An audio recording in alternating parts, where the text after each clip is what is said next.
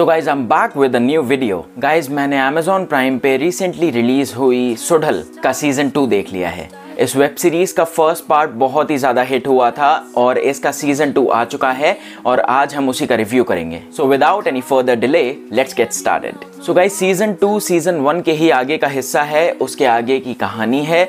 और सीजन 1 में जो नंदिनी का कैरेक्टर था, जो लीड एक्ट्रेस थी जिसने अपने अंकल का मर्डर किया था because he used to abuse her sexually, और उसकी छोटी बहन को भी उसी ने मारा था, इसलिए शी किल्ड हिम। और अब नंदिनी जेल में है और उसका ट्रायल चल रहा है। और यहाँ पे कोर्ट हियरिंग के दौरान एंट्री होती है चिलप्पा की, जो कि नंदिनी की तरफ से उसके डिफेंस में केस लड़ रहे हैं। और चिलप्पा का कैरेक्टर प्ले कर रहे हैं द एक्टर नेम्ड लाल। और यहाँ पे आर्ग्यूमेंट के दौरान ये समझ में आता है कि he is a very knowledgeable lawyer और वो अपनी स्किल्स और अपनी दलीलों के दम पे एक फाइनल वर्डिक्ट देते हैं कि नंदिनी ने वो मर्डर क्यों किया और नंदिनी के पास गन कैसे आई, नंदिनी के साथ ऐसा क्या हुआ था जिसकी वजह से उसने इतना बड़ा स्टेप उठा लिया लाइफ में। और वहाँ पे वो अपना क्लोजिंग आर्ग्यूमेंट दे देते हैं। और वहीं पे एंट्री होती है कथिर की, जिसने सकराई का रोल प्ले किया है, जो नंदिनी को लाइक करता है, बचपन से नंदिनी का साथ देता है। और वो सकराई की ही गन थी सीजन 1 में जिससे नंदिनी ने अपने अंकल को मारा था। तो नंदिनी कोर्ट हियरिंग के बाद वापस से जेल चली जाती हैं और ये समझ में आता है कि चिलप्पा सकराई के पापा जैसे हैं, उसके फादर के बहुत अच्छे फ्रेंड हैं और सकराई को पढ़ाने लिखाने में, उसको रेस करने में चिलप्पा का बहुत बड़ा हाथ है। तो सकराई चिलप्पा की बहुत ज़्यादा रिस्पेक्ट करता है और चिलप्पा के घर में सकराई का आना जाना रहता है। और चिलप्पा की वाइफ को, जिनका नाम है मालती, उनको भी वो मालती माँ कह के बुलाता है, मतलब कि वो उन दोनों को जस्ट एज पेरेंट्स कंसिडर करता है। और बैकड्रॉप में ये दिखाया जाता है कि जिस शहर में ये सब हो रहा है, जिस शहर में ये लोग रहते हैं, वहाँ पर अष्टकाली का एक पूरा फेस्टिवल चल रहा है। वहाँ पर देवी माँ को सेलिब्रेट किया जाता है, देवी माँ के लिए पूजा की जाती है, देवी माँ की रथ यात्रा होती है, बहुत ही धूमधाम से उसको पूजा जाता है। और हर साल पूरे देश भर से, पूरी दुनिया भर से बहुत से लोग, बहुत से श्रद्धालु वहाँ पर आके इस फेस्टिवल को देखते हैं। मतलब इस पर्टिकुलर अष्टकाली के फेस्टिवल की बहुत ज़्यादा मान्यता है इस जगह पर। साथ ही हमें ये भी समझ में आ जाता है कि लोग चिलप्पा की कितनी इज्जत करते हैं, चिलप्पा लोगों के लिए कितना काम करते हैं। He is the people's man. छोटे तबके के लोगों के लिए वो बहुत काम करते हैं, तो छोटे तबके के लोग उनको अपना देवता मानते हैं। और जब आप निस्वार्थ काम करते हैं छोटे तबके के लोगों के लिए, तो आपके बहुत सारे दुश्मन हो जाते हैं। और यहीं पर यह दिखाया जाता है कि जो बिग शॉट्स हैं उस शहर के, वो चिलप्पा से काफ़ी नाराज़ रहते हैं क्योंकि उनके लिए गलत मतलब गलत, 1% या 100% नहीं, अगर 1% भी गलत है तो गलत है। और अगर तुमने क्राइम किया है तो तुम क्रिमिनल हो ही। और अगर सामने वाले ने क्राइम देखते हुए कुछ रिएक्ट नहीं किया तो उनकी नज़र में वो भी क्रिमिनल है। उनके डिवोटीज के साथ साथ उनके बहुत सारे दुश्मन भी हैं for the kind of work he does. तो फेस्टिवल की शुरुआत होती है और रात में ही वो डिनर करके अपनी वाइफ के साथ अच्छी सी नॉर्मल टॉक करके और सकराई के साथ डिनर करके वो ये बोलते हैं कि मैं अपने कॉटेज जा रहा हूँ। वो अपने कॉटेज की तरफ निकल जाते हैं किसी इंपॉर्टेंट और प्राइवेट काम के लिए। जब भी उनको कोई प्राइवेट काम या कोई इंपॉर्टेंट काम या कोई कॉन्फिडेंशियल काम, वो काम जो वो किसी को बता नहीं सकते, डिस्क्रीट रखना चाहते हैं, वो वहीं करते हैं। सकराई वहीं पे चिलप्पा के घर पे ही सो जाता है। अगले दिन जब वो उनके कॉटेज की तरफ जाता है तो ये पता चलता है कि चिलप्पा की अनफॉर्चुनेट डेथ हो चुकी है। और यहाँ पर कैच ये है कि सकराई दरवाजा खटखटाता रहता है, हर तरफ के दरवाजे बंद हैं, सारे दरवाजे अंदर से बंद हैं, मतलब पूरा घर अंदर से लॉक्ड है। और ये सारी चीजें इशारा करती हैं कि चिलप्पा ने सुसाइड किया है। तो सकराई वहाँ की लोकल टीम को बुलाता है, पुलिस आती है, दरवाजे टूटते हैं। तो अंदर जाके ये पता चलता है कि उन्होंने अपने ब्रेन के इस साइड पे शॉट किया था, गन शॉट किया था। हाउएवर कैच ये है, उनके हाथ में शेप तो है गन होल्ड करने का, लेकिन गन नहीं है। तो सकराई यहाँ पर ये कंक्लूजन पे आता है कि ये सुसाइड नहीं है, ये मर्डर है। अदरवाइज जो वेपन होता वो हाथ में होता। और वहीं पे किसी के लंबी लंबी सांसें लेने की आवाज आती है और सकराई एक कबर्ड की तरफ बढ़ता है। वो कबर्ड बाहर से बंद है। वो कबर्ड जैसे ही खुलता है, एक लड़की जिसके पूरे चेहरे पे, पूरे बॉडी पे खून लगा हुआ है, उसके हाथ में वो गन होती है और वो गन पुलिस वालों पे तान देती है। तो यहाँ पे इन सबको लगता है कि ये ओपन एंड शट केस है, लेकिन सकराई ये सोचता रहता है कि अगर अगर उस लड़की ने मर्डर किया है तो वार्डरोब को बाहर से किसने बंद किया। फिर उसके बाद उस लड़की को हवालात ले आते हैं, लड़की को कारागार में डालते हैं और काफी सारी बातें पूछते हैं, लेकिन वो कुछ भी जवाब नहीं देती। एज ऑफ नाउ वो एकदम शांत है, उसने एक भी शब्द अपने मुंह से नहीं निकाला है। यहाँ पे शहर के जो बिग शॉट्स हैं वो सब सस्पेक्ट ही होते हैं, क्योंकि किसी न किसी तरह चिलप्पा से उनकी दुश्मनी होती है। या तो उनके वो काले धंधे रुकवाने के लिए उन्होंने स्टे ऑर्डर लगा दिया होता है, या तो फिर कुछ और काम कर दिया होता है जिसकी वजह से उनके बहुत सारे पैसे जो आने वाले होते हैं वो रुक जाते हैं। तो सबके पास एक ना एक मोटिव होता है चिलप्पा को मारने का। बिग शॉट्स एक मीटिंग करते हैं, फैसला लेते हैं कि हम फेस्टिवल नहीं रोक सकते वरना बहुत से लोगों की रोजी रोटी छिन जाएगी, क्योंकि इस फेस्टिवल की वजह से बहुत सारी शॉप्स लगती हैं, बहुत लोग काम करते हैं, बहुत सारी जनता आती है, बहुत सारी पॉपुलेशन आती है हर साल, उसकी वजह से लोगों के घरों में चूल्हे जलते हैं। तो ये फैसला लिया जाता है कि फेस्टिवल चलता ही रहेगा, हम ये चीज डिस्क्रीट रखेंगे। उसके बाद सकराई इन्वेस्टिगेशन शुरू करता है। सच कुछ लीड नहीं मिलती और सबसे हैरानी वाली बात यह है कि ये जो लड़की है, जो लड़की वार्डरोब के अंदर मिली थी, उसका कोई बैकग्राउंड नहीं है, उसके कोई माँ बाप नहीं है, मतलब उसका कोई भी हिस्ट्री इन लोगों को पता ही नहीं चलती है, एज इफ कि वो अभी पैदा हुई है। उसने चिलप्पा को मारा क्यों, मेनली तो मोटिव ही समझ में नहीं आता है। फिर एक बहुत बड़ा सीन आता है, एक बहुत बड़ा सीक्वेंस आता है। एक पुलिस स्टेशन में ये पर्टिकुलर लड़की जो सबसे पहले मिली होती है और 7 अलग अलग पुलिस स्टेशंस में 7 अलग अलग लड़कियां जाती हैं और सेम क्राइम कन्फेस करती हैं कि मैंने चिलप्पा को मारा है। एक भी वर्ड इधर उधर नहीं। मतलब अब चिलप्पा को मारने वाली 8 लड़कियां हो गई हैं, एक जो सबसे पहले मिली थी और 7 ये। यहाँ पर कहानी एकदम से घूम जाती है और कंफ्यूजन बहुत ज्यादा क्रिएट हो जाता है। फिर सकराई इन सारी लड़कियों का बैकग्राउंड चेक करने के लिए कहता है। फिर पूछताछ पे ये पता चलता है जब ये लड़कियां छोटी थी तब चिलप्पा इनको लेके आ गए थे और अपने पर्सनल इंटरेस्ट के लिए इनको रखा था। That is the reason out of angst they all killed Chilappa. और अभी तक ऑडियंस और सकराई जो चिलप्पा की बहुत इज्जत करते थे और ऑडियंस हम जो समझ रहे थे चिलप्पा बहुत ही महान इंसान है, सबकी बहुत मदद करते हैं, पीपल्स मैन है, जनता के लिए खड़े रहते हैं, वो असल में एक असुर हैं।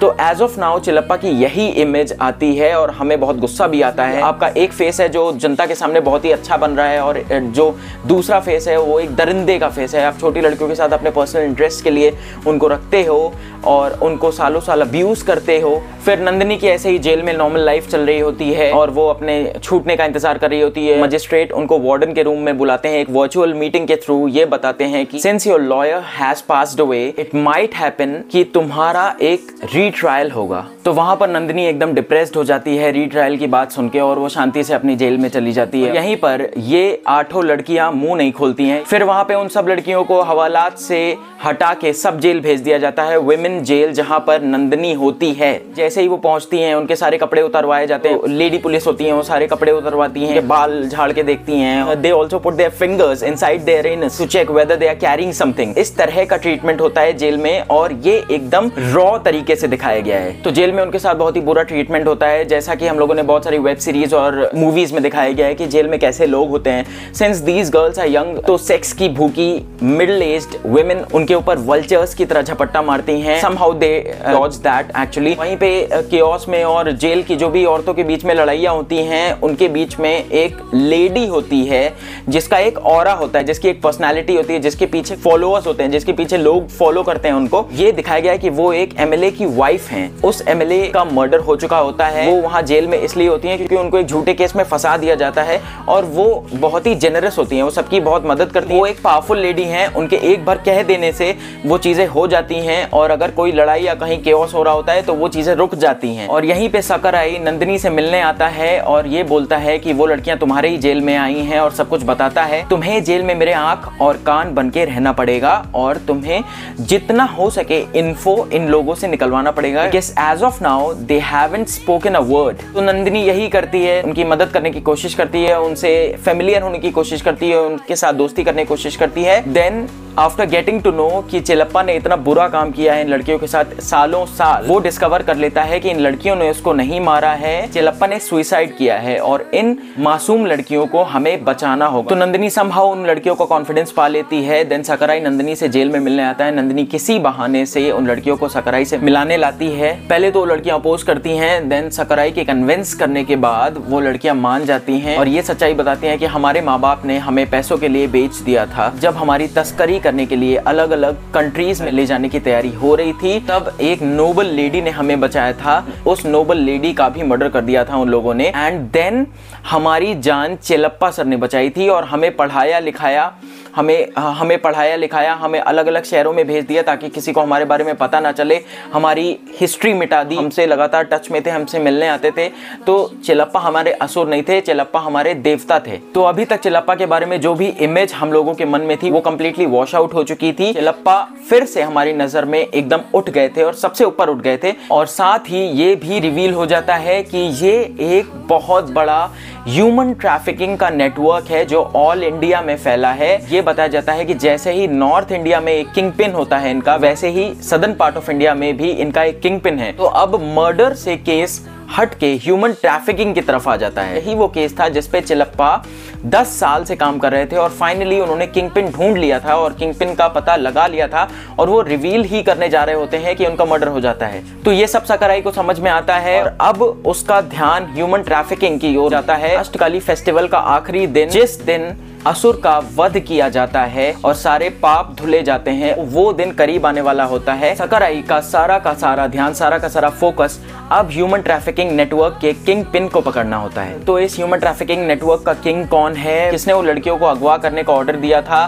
किसने चेलप्पा को मरवाया, किसने उस लेडी को मरवाया जो इन लड़कियों को बचा के लेके आई थी इन द फर्स्ट प्लेस, ये सब जानने के लिए आपको सीरीज देखनी पड़ेगी। गाइस बस इतना बोलूंगा कि Pushkar and Gayatri crime drama और मर्डर मिस्ट्री बनाने में माहिर हैं और उनकी एक यूएसपी ये होती है कि हम ये फिगर आउट नहीं कर सकते ये एक बहुत ही अच्छा इंसान है, उसने भी अगर एक बुराई कर दी तो क्या हम उसे बुरे के ब्रैकेट में रखेंगे या हम उसे अच्छा ही रखेंगे, क्योंकि हर अच्छे इंसान में एक बुराई होती है, हर बुरे इंसान में भी अच्छाई होती है। मतलब हम लोगों के दिमाग के घोड़े दौड़ाने को मजबूर कर देते हैं कि एक्चुअल में अच्छा कौन है और बुरा कौन है। अगर ये बहुत ही बुरा इंसान है, इसने ये एक अच्छा काम किया तो क्या वो अच्छा बन गया, ये एक बहुत ही नोबल इंसान है, इसने ये बुरा काम किया तो क्या वो बुरा बन गया।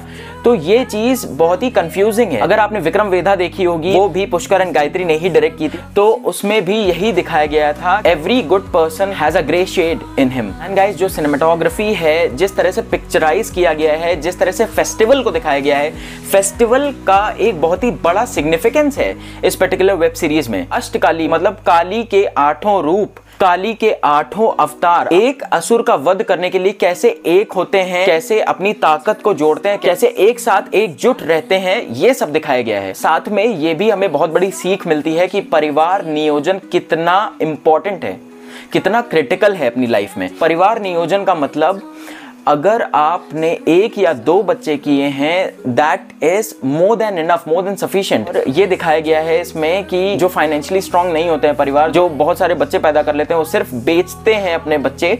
तो इससे अच्छा परिवार नियोजन पे ध्यान दो, बच्चों के ऊपर फोकस करो, बच्चों को अच्छे से रेस करो ताकि इस सब की नौबत ना आए। अपार्ट फ्रॉम दैट हमें इस वेब सीरीज से ये भी सीख मिलती है कि बुराई हम सब में है, अच्छाई भी हम सब में है, it just depends on the circumstances. हालात किस तरीके के हैं उस वक्त जो हमें अच्छा बनने पे मजबूर करते हैं या फिर हमें बुरा बनने पे मजबूर करते हैं। तो it all depends on the circumstances, it all depends on the situation. कोई अपनी लाइफ में क्या कर रहा है हम ये कभी नहीं पता लगा सकते। सिर्फ ऊपर ऊपर देख के ये नहीं कह सकते यार ये बुरा काम कर रहा है तो ये असली में बुरा इंसान होगा। हमें रूट कॉज नहीं पता, हमें रीजन नहीं पता कि वो एक्चुअली इस फील्ड में, इस लाइन में घुसा कैसे। और एक और सीख ये भी मिलती है कि इंसान जब चला जाता है, so all we can have is his or her memories with us। Try करो उन मेमोरीज को बेस्ट बनाने का जब तक वो इंसान जिंदा है। अगर वो इस दुनिया से चला गया तो आप सिर्फ रिग्रेट कर सकते हैं। अगर आप किसी चीज से गुस्सा हैं तो आप ये कन्फ्रंट करके बात कर लीजिए। सो गाइज ये वेब सीरीज मुझे बहुत ही अच्छी लगी। अगर ये वेब सीरीज इसके सीजन 1 से ऊपर नहीं है तो उससे कम भी नहीं है, मैं उसको नेक टू नेक बराबर रखूंगा।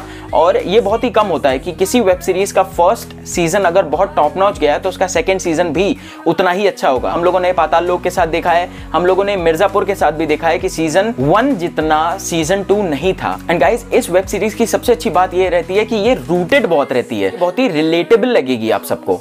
छोटे छोटे इमोशंस, जो छोटी छोटी खुशियां होती हैं वो बहुत अच्छे से दिखाया गया। छोटे छोटे पलों में जो इमोशंस होते हैं, जो एक्सप्रेशन इंसान दे सकता है, वो सब बहुत अच्छे से दिखाया गया है। BGM was also spot on in this web series. Guys Kathir, जिन्होंने सकराई की भूमिका निभाई है, बहुत ही अच्छा रोल किया है। मतलब वो बंदा इतना सटल लगता है, बहुत ज़्यादा एक्सप्रेसिव नहीं है और अपने काम से काम रखता है, बहुत ही फोकस्ड रहता है और बहुत ही एटिकेट वाला रहता है। मतलब बहुत ही डिसिप्लिन्ड बंदा, अगर उसको कोई काम दिया तो वो सिंसियरली उस काम को कर रहा है। And he looks so smart. मुझे बहुत ही हैंडसम लगा बंदा। ये नहीं होता है कि यार डार्क स्किन्ड है तो अच्छा नहीं लगेगा, बंदा बहुत ही हैंडसम लगता है। इस पर्टिकुलर वेब सीरीज में he looked damn handsome. Apart from that, Chilappa की जिन एक्टर भूमिका निभाई है उनका नाम है लाल और उन्होंने बहुत ही अच्छा रोल प्ले किया। वो एक महान इंसान का रोल प्ले कर रहे हैं, पीपल्स मैन। इन्होंने हमेशा लोगों के लिए खतरे मोल लिए, हमेशा लोगों की मदद की, हमेशा लोगों के लिए खड़े रहे। उनका जाना टू बी ऑनेस्ट इतना बुरा नहीं लगा, क्योंकि उनकी जो डेथ है वो वेब सीरीज की शुरुआत में ही हो जाती है। लेकिन जब उनका कैरेक्टर, जब उनकी एक्टिविटीज जो उन्होंने लोगों के लिए किया, जब वो रिवील होता जाता है, तब उनके लिए इज्जत और बढ़ती जाती है और उनके लिए इमोशंस और जगते जाते हैं कि इस बंदे की डेथ नहीं होनी चाहिए थी, यही हम सोचते हैं। Apart from that, Aishwarya Rajesh ने भी बहुत अच्छा रोल प्ले किया है। वो अपने ट्रॉमा से लड़ रही होती हैं, जो उन्होंने अपने अंकल का मर्डर किया होता है। वो उस ट्रॉमा से उबर नहीं पाती हैं, बट स्टिल वो सकराई की मदद करती हैं और अपने ट्रॉमा से ओवरकम करके वो बाहर की दुनिया के साथ कैसे कनेक्ट करती हैं, ये सब बहुत अच्छे से दिखाया गया है। एंड वेब सीरीज में एक इंट्रीग बना रहता है। हालांकि 40 से 50 मिनट के लंबे एपिसोड हैं, 8, लेकिन एक इंट्रीग बना रहता है जो एक हाई क्वालिटी क्राइम ड्रामा हो सकता है, वैसा ही यहाँ पे दिखाने की कोशिश की गई है और बहुत ही ऑनेस्ट एफर्ट है। पुष्कर एंड गायत्री ने इस सीजन को भी डायरेक्ट किया है and I must say they did a fantastic job. I would say honestly कि किसी भी एपिसोड में ऐसा नहीं लगा कि यार ये पर्टिकुलर सेगमेंट जो है बोरिंग लग रहा है। जो भी चीजें रिवील हो रही थी, जो नई नई बातें सामने आ रही थी, वो सब बहुत ही इंटरेस्ट बना रही थी इस पर्टिकुलर वेब सीरीज की कहानी में। और हर जो कैरेक्टर इसमें एड ऑन हो रहा था या इसमें पहले से था, वो हमेशा सेंस बनाता है। ऐसा नहीं है कि यार भर दिया बस, स्टार कास्ट बड़ी ले ली और मल्टी स्टारर की कौन ये मर्डरर है, वो मर्डरर है, ऐसा नहीं है। हर एक कैरेक्टर एक सेंस बनाता था। जो भी हरकतें वो कर रहे थे, जो भी सस्पेंस बना रहे थे, वो एक सेंस क्रिएट कर रहा था। So guys, this web series is a full green from my end. Check this out on Amazon Prime and